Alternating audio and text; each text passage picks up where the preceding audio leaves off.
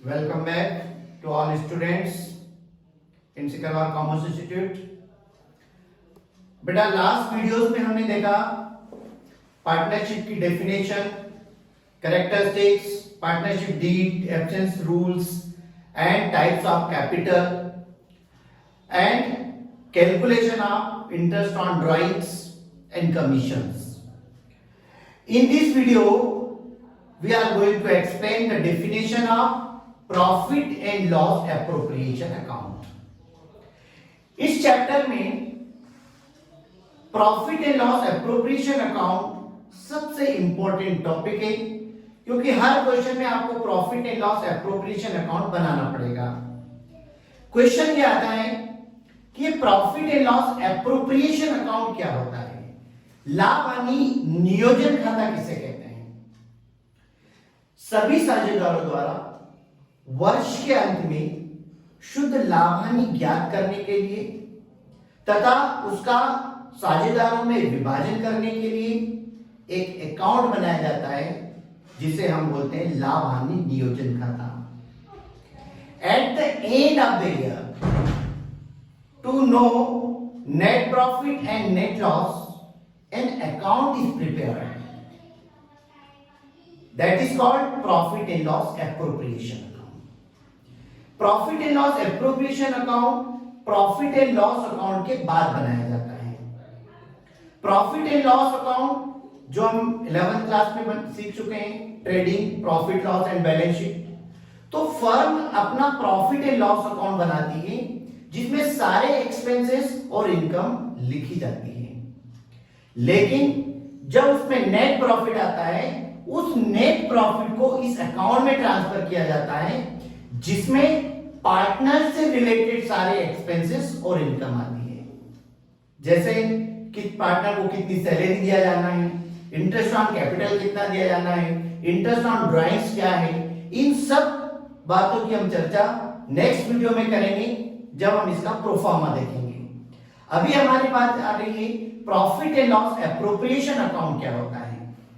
It is such type of account which is prepared with the help of profit and loss account, क्योंकि profit and loss account का जो balance आता है वो profit and loss appropriation account में transfer होता है।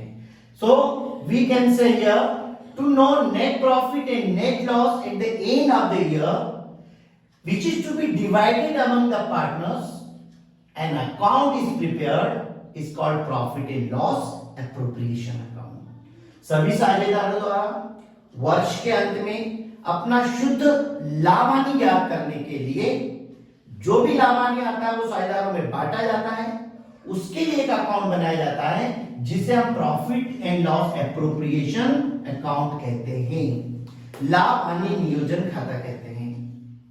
यह अकाउंट सबसे पहली बार फर्म के द्वारा बनाया जाता है। It is prepared by firm and जो भी फर्म का खर्चा होता है, पार्टनर को दी जाने वाली राशि होती है, वो इंडिविजुअल में पार्टनर की इनकम होती है, बट उस फर्म के रूप में फर्म का एक्सपेंसेस होता है। तो सबसे पहली बात यह अकाउंट फर्म के द्वारा बनाया जाता है।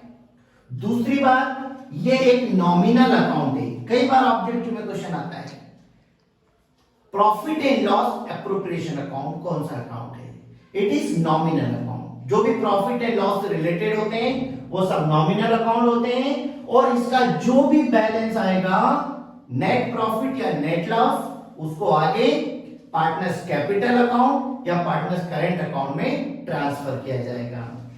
कैपिटल अकाउंट, करेंट अकाउंट क्या होती है ये हम लास्ट वीडियो में चर्चा कर चुके हैं।